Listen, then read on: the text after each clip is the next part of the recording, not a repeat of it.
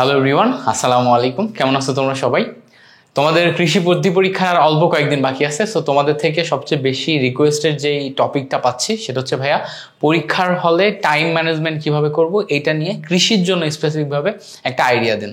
আমি এর আগে ঢাকা ইউনিভার্সিটি থেকে শুরু করে বিভিন্ন সময় বিভিন্ন পরীক্ষাতে টাইম ম্যানেজমেন্ট নিয়ে অনেক আইডিয়া দিছি তোমাদের। সো কৃষির জন্য স্পেসিফিকভাবে তোমাদেরকে ডিস্ট্রিবিউট করে করে দিব। তোমরা একটু মনোযোগ সহকারে একটু বোঝার চেষ্টা করবা যে ভাইয়া কিভাবে জিনিসপত্রগুলোকে নোট ডাউন করে বা জিনিসপত্র কিভাবে ডিস্ট্রিবিউট করে। দেখো, আমি বলতেছি না আমি যেই স্ট্র্যাটেজিগুলো ব্যবহার করি, আমি যে পয়েন্টগুলো ব্যবহার করি এগুলো পারফেক্ট। তুমি অবশ্যই তোমার মতো করে অ্যাডজাস্ট করবা। তবে আমি যেভাবে দেখাই দিচ্ছি এই জিনিসটা তোমরা কয়েকবার দেখবা, একবার দুইবার তিনবার দেখবা, তাহলে তোমার সাবকনশিয়াস মাইন্ডে এটা গেঁথে যাবে। যখন তোমার সাবকনশিয়াস মাইন্ডে গেঁথে যাবে যে মিল্টন ভাইয়া পরীক্ষার হলে টাইম ম্যানেজমেন্ট কিভাবে করে, তখন তুমি দেখবা অটোমেটিক্যালি পরীক্ষার হলে যে কিছু জিনিস ঠিকঠাক করবা। হ্যাঁ, আর অবশ্যই তোমার মতো করে একটা প্ল্যান তো নিয়ে যাবাই। সো কৃষি ভর্তি পরীক্ষার প্রথমে যদি আমরা মার্ক ডিস্ট্রিবিউশনের দিকে দেখি, আমাদের কাছে বায়োলজি, কেমিস্ট্রি, ফিজিক্স, ম্যাথ এবং ইংলিশ এই কয়টা সাবজেক্ট আছে। এই সাবজেক্টের ভিতরে বায়োলজিতে আমাদের 15-15-30 মার্ক, তাই না? কেমিস্ট্রিতে হচ্ছে আমাদের 20 মার্ক, ফিজিক্স হচ্ছে আমাদের 20 মার্ক, ম্যাথ হচ্ছে আমাদের 20 মার্ক, ইংলিশ হচ্ছে আমাদের 10 মার্ক। এখন বায়োলজিতে প্রাণীবিজ্ঞান এবং উদ্ভিদ বিজ্ঞান থেকে যে 15-15-30 মার্ক, এই 30 মার্ক মোটামুটি ইজি থাকে সব সময়। বিগত বছরে যেমন গত বছর কোশ্চেন অনেক কঠিন ছিল, তারপরেও এই 30 মার্ক ভালো তোলা, মানে এই 30 মার্কের ভিতরে এক্সট্রা মার্ক পাওয়াটা অনেক বেশি ইজি ছিল। এরপরে তুলনামূলক ইজি হয় হচ্ছে আমাদের কেমিস্ট্রি, ঠিক আছে? তারপরে একটু কঠিন হয় হচ্ছে ফিজিক্স, তারপরে অনেক বেশ কিছুটা কঠিন লাগে আমাদের ম্যাথ। আর ইংলিশের ক্ষেত্রে ইজি থাকলেও ইংলিশের প্রবলেম কি হয় বলো তো? ইংলিশের ক্ষেত্রে প্রবলেম হয় যেহেতু আমরা ইংলিশ আগে থেকে পড়াশোনা করে আসি না, ঠিক আছে? শুধুমাত্র এই কৃষির জন্য অল্প কিছুদিন প্র্যাকটিস করছি।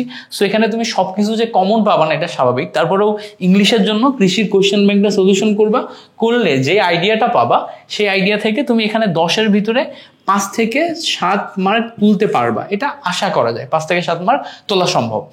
এখন আমি যেই প্ল্যানটা তোমাদের দিব সেই প্ল্যানটা একটু দেখো। আমাদের এখানে টোটাল টাইম আছে হচ্ছে 1 আওয়ার, মিনস হচ্ছে 60 মিনিট, তাই না? টাইম আছে হচ্ছে 1 আওয়ার মিনস 60 মিনিট।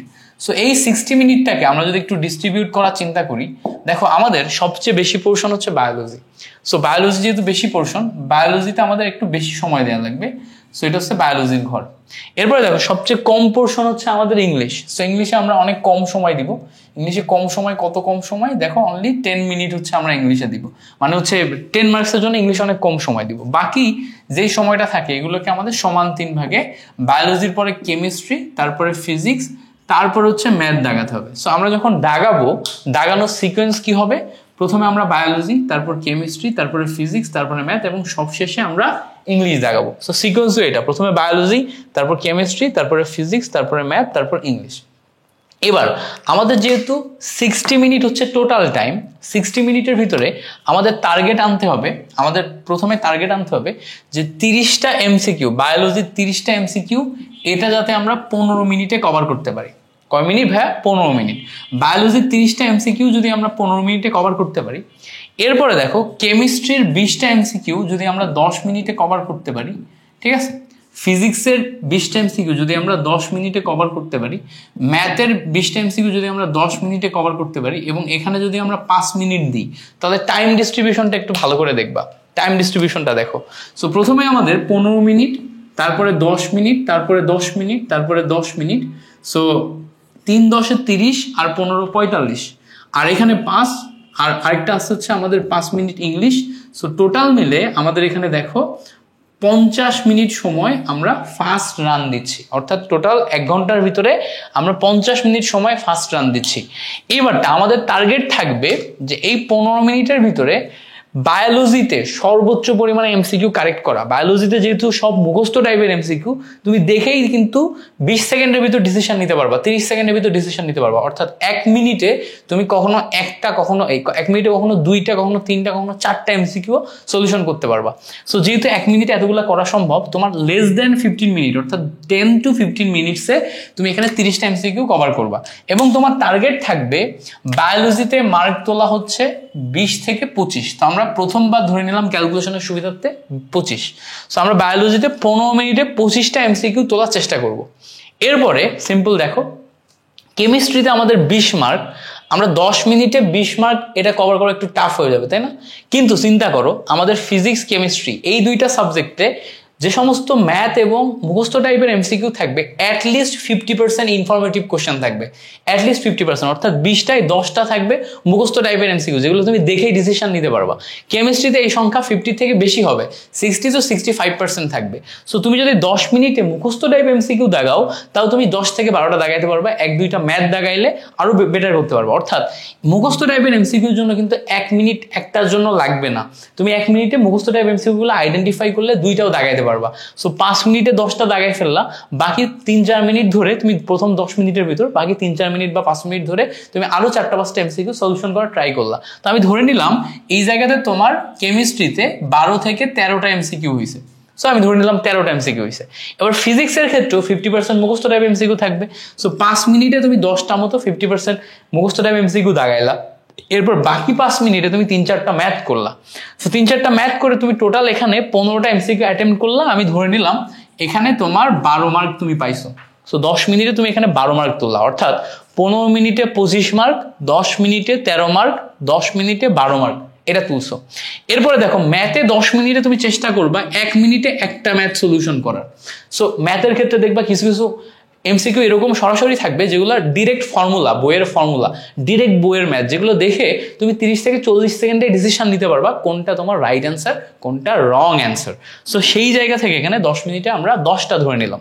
এরপর ইংলিশে আমরা 4 থেকে 5 মার্ক তুলবো, অর্থাৎ আমরা ধরে নিলাম 5 মার্ক। সো টোটাল মিলে আমরা এখানে কত মার্ক পাচ্ছি দেখো, টোটাল মিলে কত মার্ক পাচ্ছি।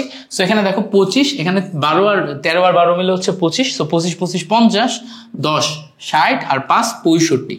সো এই যে 65 বা 65 মার্ক আমরা ধরলাম, এইটা হচ্ছে আমাদের কোশ্চেন যখন স্ট্যান্ডার্ড হবে, কোশ্চেন যখন স্ট্যান্ডার্ড হবে তখন আমাদের মোর দ্যান এনাফ। এবার 50 মিনিটে আমরা এই 65 মার্ক অ্যান্সার করার পর বাকি যে হাতে 10 মিনিট থাকবে আমরা আবার শুরু থেকে শুরু করব। শুরু থেকে কি, যেগুলো আমাদের কনফিউশন ছিল, যেগুলো আমরা প্রথমবার ডিসিশন নিতে পারিনি, ওই টাইপের এমসিকিউ যেগুলো আমরা স্কিপ করে আসছি বা যেগুলো আমাদের ওই মোমেন্টে মনে পড়ছিল না, দাগায় রেখে আসছি, ওইগুলো আমরা কি করব, ওইগুলা আমরা পরের 10 মিনিট একবার করে রিভিশন দিব। রিভিশন দিয়ে আমরা চেষ্টা করবো আরো 4-5টা মার্ক এক্সট্রা তোলার। সো এটা আমরা 65 থেকে তখন আমরা 70 প্লাসে তোলার চেষ্টা করব। সো যখন আমাদের স্ট্যান্ডার্ড কোশ্চেন হবে তখন আমাদের 65 মতো মার্ক অ্যারাউন্ড তুলতে পারলে তুমি চান্স নিশ্চিত পেয়ে যাচ্ছ। সো অ্যাটলিস্ট তোমার টার্গেট থাকবে যে তুমি 60 মিনিট পরীক্ষা দিবা, 60 মিনিট পরীক্ষা দিবা, 60 মিনিট পরীক্ষায় 60টা কোশ্চেন একদম অ্যাকুরেট দাগায় আসা। 60 মিনিট পরীক্ষায় 60টা কোশ্চেন অ্যাকুরেট দাগায় আসা, 100 পাওয়া লাগবে না, 60 মিনিটে 60টা কোশ্চেন। এইবার পরীক্ষার হলে যদি তোমার কোনো সময় বা কোনো একটুর জন্য মনে হয় যে আমার আজকের কোশ্চেন অনেক হার্ড হয়েছে, আজকের কোশ্চেন অনেক হার্ড হয়েছে, কোশ্চেন যদি তোমার একটু হার্ড লাগে, মাথায় রাখবা কোশ্চেন যদি তোমার একটু হার্ড লাগে, দেন তুমি কি করবা, তোমার টার্গেটই থাকবে যে বায়োলজিতে অ্যাটলিস্ট 20 মার্ক তোলা, 15 মিনিটে 20 মার্ক তোলা, কেমিস্ট্রিতে 10 মার্ক তোলা, তোমার হচ্ছে ফিজিক্সে 10 মার্ক তোলা, ম্যাথে 10 মার্ক তোলা, ইংলিশে 5 মার্ক তোলা। তখন কত আসে দেখো, 20, 30, 40, 50, 55। সো তখন আমাদের কাটমার্ক মতো চলে আসে কত, 55। তখন আমরা চেষ্টা করব 60 মিনিটে অ্যাটলিস্ট 55 তোলা, জোর করে চেষ্টা করে 60 তুলতে পারলে তো আরো ভালো।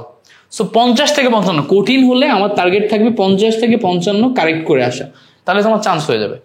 খুব ভালো পজিশনে চান্স হবে, টপ ইউনিভার্সিটিগুলো শেরে বাংলা বা বাকিতে তোমার পজিশন চলে আসবে। আর যদি তোমার কোশ্চেন স্ট্যান্ডার্ড হয় তখন তুমি চেষ্টা করবা 60 থেকে 70-এর ভিতরে একটা মার্ক এক্সাক্ট অ্যান্সার করে আসা, যেটা আমাদের চান্স পাওয়ার জন্য মোর দ্যান এনাফ। তুমি বাকৃবিতেও চান্স পাবা, সেকৃবিতেও চান্স পাবা, ঠিক আছে?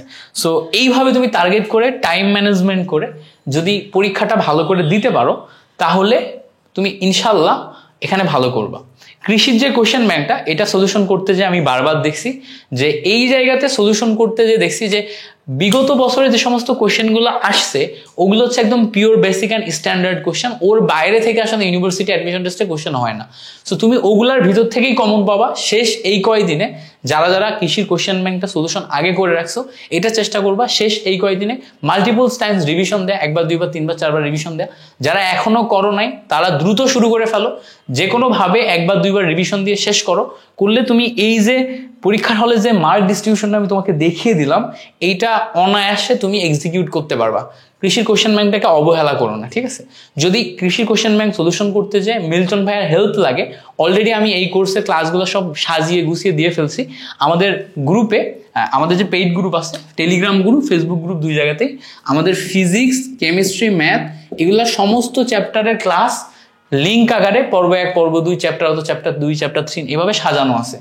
সো তুমি যেই চ্যাপ্টারে তোমার এমসিকিউ গুলা সমস্যা, তুমি ওই চ্যাপ্টারই কিন্তু ওখান থেকে দেখে নিতে পারো। সাপোজ ধরো জৈব যৌগে যে 170 মতো এমসিকিউ আছে, ওর ভিতরে সমস্ত বেসিক কভার হয়ে যায়, তুমি ওগুলা দেখলেই পারবা। এখন ওইগুলার এমসিকিউ সলিউশন একা একা করতে গেলে তোমার সময় লাগবে। তো তুমি কি করতে পারো, তুমি হচ্ছে মিল্টন ভাইয়ের ওই ক্লাসগুলো দেখে ফেলতে পারো, আমার ওই ক্লাসগুলো দেখে ফেলতে পারো, দেখে 1 ঘন্টায় তুমি সমস্ত এমসিকিউ গুলা কভার করে ফেলতে পারো, ঠিক আছে? এবং ওগুলা দেখে দেখে তুমি প্র্যাকটিস আরো জোরালো ভাবে করতে পারো। কারণ কি, তুমি ধরো একটা এমসিকিউ মনে নাই তোমার, তখন তুমি যদি ওর বেসিকটা নিজে বই ঘেটে ঘেটে খুঁজতে যাও, তোমার অনেক বেশি সময় লাগবে। কিন্তু আমি যদি তোমাকে বেসিকগুলো বলে দিই যে এটার বেসিক এই, এটার বেসিক এই, এটার বেসিক এই, তোমার কিন্তু ওইটা ঘাটা লাগতেছে না, তুমি ওইটা শুনেই প্র্যাকটিস করতে পারতেছো। সো এটা তোমার জন্য একটা উপকারী জিনিস। সো এইটা তোমরা অনেকে বলছিলা যে ভাইয়া কোর্সের শেষে এসে ফ্রি করে দেন, বাট আমি এই এমসিকিউ সলিউশন ক্লাসগুলা রেডি করতে সাজাইতে অনেক বেশি পরিমাণে এফোর্ট দিছি। সো তোমাদেরকে একদম ফ্রি দেয়া আমার জন্য ইনজাস্টিস হয়ে যায়। এই জন্য আমি নিজের সাথে ইনজাস্টিস করতে চাইনি। আমি তোমাদের হচ্ছে 550 টাকার কোর্স এখন বর্তমানে দিচ্ছি হচ্ছে 350 টাকায়, অর্থাৎ 200 টাকা কিন্তু পরীক্ষার আগে ডিসকাউন্ট দিছি। সো তোমরা যারা যারা হচ্ছে এখনো ভর্তি হওনি, ভর্তি হয়ে যাও। এবং দেখো আমাদের 401 জন ভর্তি আছে এই কোর্সে অলরেডি। সো 401 জন ভর্তি আছে, যে 450তম ভর্তি হবে তাকে মিল্টন ভাইয়ের সাথে একটা স্পেশাল ট্রিট থাকবে। তুমি চান্স পাওয়ার না পাও, 450তম যে হবা তার আইডিটা আমি হচ্ছে রেখে দিব। তোমাকে আমি হচ্ছে ইনশাল্লাহ চেষ্টা করবো যে একটা স্পেশাল ট্রিট দেওয়ার।